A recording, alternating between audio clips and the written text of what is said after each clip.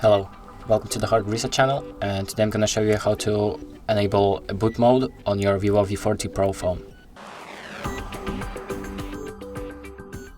So the first thing we're gonna do is turn off our phone by either holding the power button, or if that doesn't work, you can hold the power button and the volume up button at the same time until this window opens. And now we're going to click on power off. And once our phone is turned off, we are going to once again hold the power button and the volume up button at the same time until the fast boot menu opens.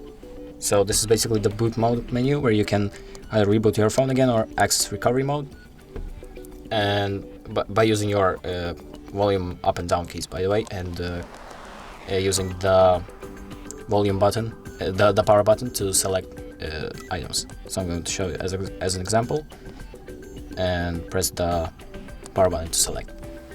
And that's about it. Thank you for watching, and be sure to like and subscribe.